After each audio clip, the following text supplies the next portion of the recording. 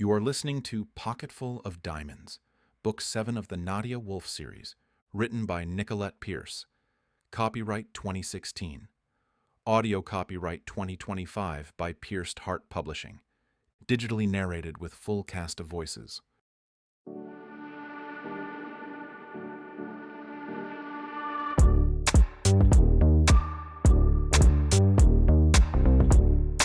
Chapter 19. Gwen tried really hard not to allow Ian's cutting words to affect her, but they left a mark. He had a good reason, 2 good reasons, not to trust her. But she had thought they'd tiptoed through that. After tonight's mess, she realized they still had a long way to go. Leaving him stranded probably didn't help matters, but she didn't want to stay. They'd both end up lashing out. After going to a small convenience store for supplies and much-needed space, Gwen returned the Jeep back to the spot by the rocks, relieved to find Ian hadn't moved. He was still there, a sitting silhouette looking out over the water. She could only imagine what was going through his mind. Unloading the supplies, she carried them over to Ian and dropped them down next to him. He looked up at her with a glazed sort of stare that pierced her heart. Why did you come back? I never really left. I remembered seeing a small store a few miles back, so I went to buy a few things. She tossed him the keys and a heavy cloth bag filled with diamonds. Gwen didn't bother trying to read his reaction. Instead, she busied herself by spreading out blankets and 2 pillows. Once that was done, she kicked off her shoes and sat down on the makeshift bed with a grocery bag. She dug out a bottle of water and tossed it to Ian. Then she took one out for herself. She drank greedily. They had been running all day, and she couldn't remember the last time they ate or drank. It must have been at breakfast. Crepes. They had crepes this morning after their wedding night, which meant that they had been married a little over 24 hours. It was no wonder they were both on edge. Within just a day they had married and were now fleeing the country, straight into Duvine's lair. Not a promising start, but one they had to deal with. Gwen fished out 2 bags of chips and tossed one to Ian. He caught it with no trouble. He had been watching her warily. They had other food there, but it looked old, and we really don't have the luxury of time to deal with food poisoning. He eyed her. One of Duvine's minions called while I was at the store. The plane will be here in the morning. I gave her the coordinates but had to guess a little, seeing as I was 3 miles away. Why did you come back? I already told you I never left. She bit back a sigh when he looked at her, confused. Ian appeared lost, and it took all of her resilience not to walk over and hug him.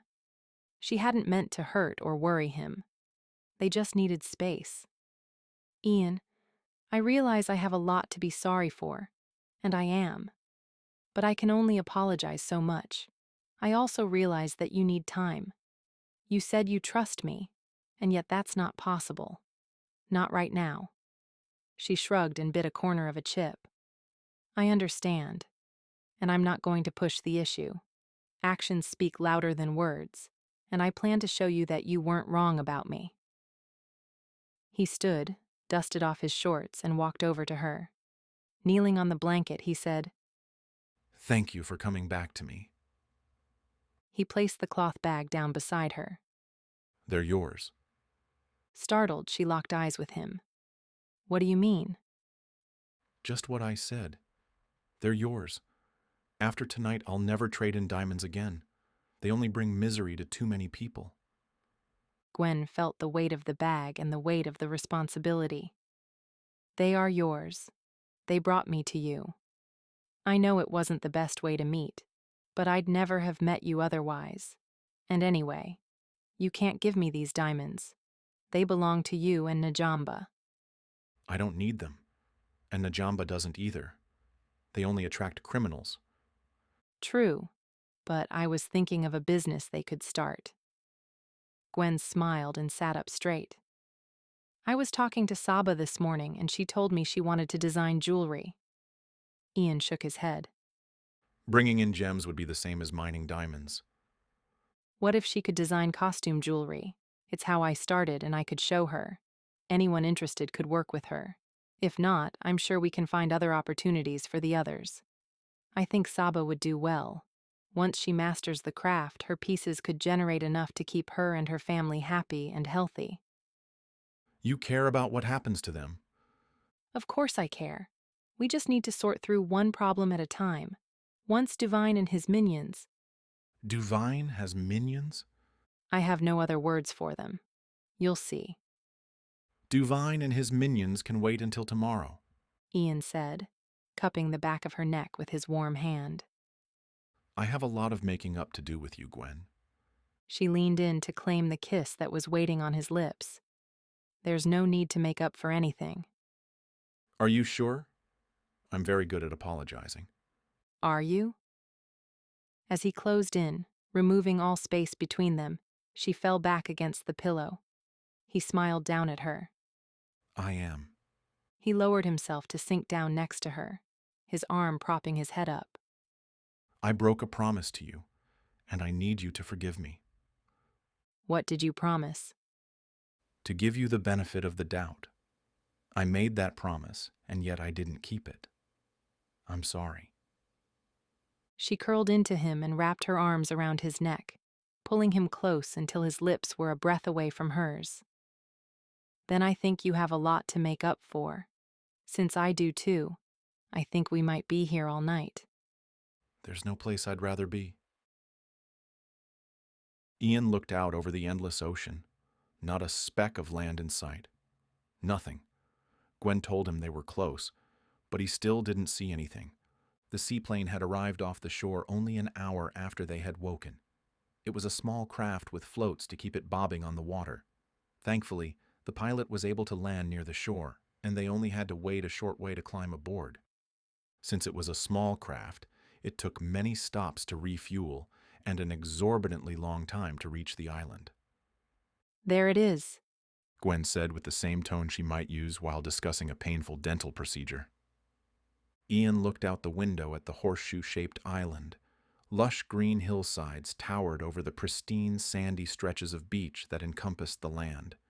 While they weren't able to discuss much since the pilot was in earshot, they were able to communicate a little, enough for Ian to know Duvine probably wouldn't bother summoning them until tomorrow morning. Also, Gwen warned him not to talk to or around the minions. He doubted he would, but he wondered why Gwen kept referring to Duvine's staff as minions.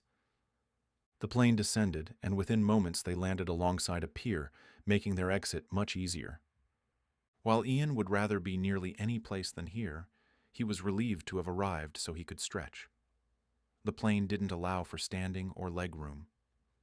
Gwen led the way down the pier and past sand so fine he wanted to dig his toes into it. It dipped beneath such clear blue water that he could see colorful fish darting here and there. Ian controlled his sudden urge to dive in and take Gwen with him. Instead, they walked onto a sprawling terrace and into a white building that was more glass than structure. The front room was an atrium filled with sweet-smelling and colorful flora that could be found on the island. He had noticed some of the bright plants from the plane. Birds sang and flew through the three-story structure, zooming past palm trees that dotted several paths throughout the atrium. I want to go see my dad first, and then we can change. We don't have anything to change into. It was stupid of him not to bring a bag, but there had been too many other things to worry about. You won't need anything here. I'll explain everything later. I really want to check on Dad. He nodded. Of course. While he knew Gwen's father was being kept here against his will, or perhaps it was only against Gwen's will, this place was hardly a harsh prison. But one never knew what happened inside the confines of walls. A blonde woman opened the main door for them.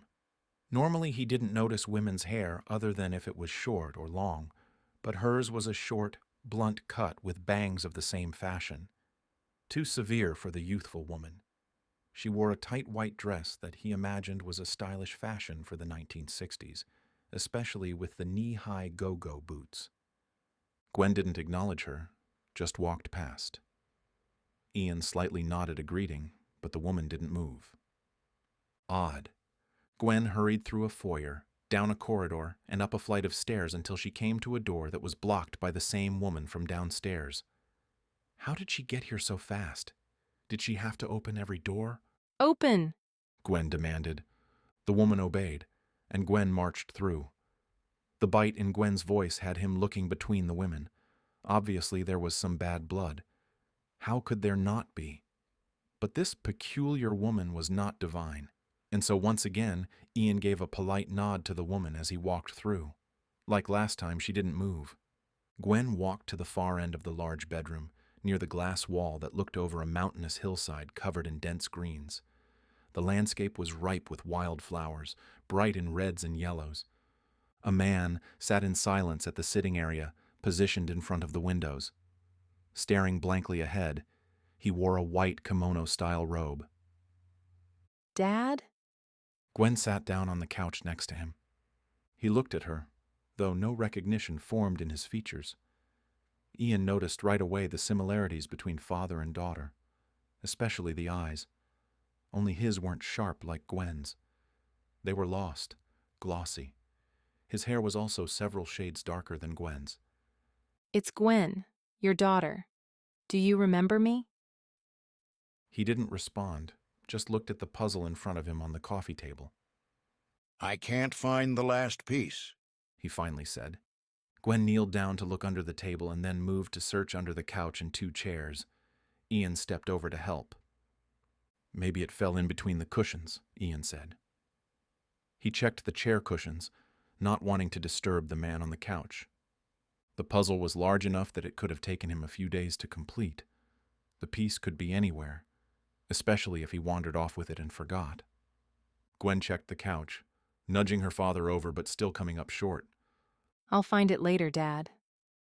She gave a tiny huffed breath as she brushed a wayward lock of hair out of her eyes. I want you to meet my husband, Ian. Gwen reached over to Ian, guiding him in front of her dad. He looked at Ian as if he were searching for something familiar. Ian, this is my dad, Bruce Owens. It's nice to meet you, Ian said, reaching out to shake his hand. Bruce stared at the offered hand before finally shaking it. Suddenly, Ian realized he finally knew Gwen's last name. You're Gwen Owens, he stated as if it were a grand discovery. He didn't know why he didn't know this of her, but when they first met, she wasn't generous with personal information. Now that he knew, he felt a relief that he didn't know he had needed. Gwen shook her head. No, I'm Gwen Miller. As long as you can still stand the sight of me when this is all over. You want my name? Ian hadn't expected that of her. She was so independent that he didn't even ponder her changing her name for him, but he liked it. Immensely. I'll change it once we get home. They both looked at each other. Where exactly was home? He had no idea where hers was, and his was just a house with his name on the deed, but not much more than that. He was even in the process of selling it, and he doubted she would want to live in Najamba with him. Extended vacations, sure, but forever? No, he couldn't even say the same for himself. Najamba was a place that would stay in his heart forever, but he didn't want to grow old there. We'll figure that out later. Gwen said hurriedly, obviously having similar thoughts. Let's go and change. I could really use a shower. Before leaving, she leaned over and kissed Bruce on the cheek. I'll see you later, Dad. When he didn't respond, her face fell. Ian couldn't stand the look that darkened her eyes. He took her hand and led her to the door. It was sad. The man was only in his late 50s, perhaps early 60s. He should be able to remember his daughter. Did he have any other family? Or was it just him and Gwen? Do you have any brothers or sisters? Ian asked Gwen as they walked out the door, past the woman who had opened it. None. My mom died young, and Dad never remarried. They walked up another flight of stairs and reached a landing that had views of the ocean. No other land could be seen. The same woman stood at a door near the staircase. How was that possible? He had only looked out the window for a few moments and didn't see her come up the stairs. Were there secret passages? Open! Gwen snapped. She breezed through the door and into another bedroom that looked similar to the one they'd just left. When they were alone in the room, Ian asked, "How is she getting to the doors before us?" Gwen chuckled and wandered to a door off to the side. She opened it, revealing a bathroom. It also had a full wall of glass with views to the ocean. Thankfully, there were no neighbors. Gwen began to strip, tossing her shirt and shorts onto the floor. With light footsteps, she walked over to the shower with clear glass doors and turned on the water. Eyeing Ian and the clothes he still wore, she asked, What are you waiting for? "I seem to be a bit overwhelmed by this place." I was too at first. "You didn't tell me how the woman got to the doors before us." Gwen tossed her bra at him. You're smart. You'll figure it out. But what I want to know is why you're still dressed. He laughed at her single-mindedness, which would normally be in sync with his. But this place, combined with the odd door woman and the lack of Duvine or guard's presence, had him baffled. He'd expected a much different reception. Ian shucked off his dirty clothes, thankful to be rid of them. They still smelled of musky river from yesterday's mining. Joining Gwen in the roomy shower, he was happy to find her already wet, with warm water caressing her skin. He stepped behind her, wrapping his arms around her waist and kissing her shoulder. "For a dangerous place," he murmured into her neck. "I feel safe. Too safe." He pulled her back against his chest, her body molding against his, her bum nestling against his growing need. We'll be left alone until tomorrow, she said, wiggling against him. "Then I'd hate to waste this time." He took her hands and placed them on the tiled wall in front of her, bending her slightly forward. She shifted, and he couldn't help but groan as her sweet rear pressed firmly against him. Thank God they had tonight. While he felt safe right now, experience told him a brewing storm would follow. He let his hand drift down Gwen's form. For her, he would brave anything.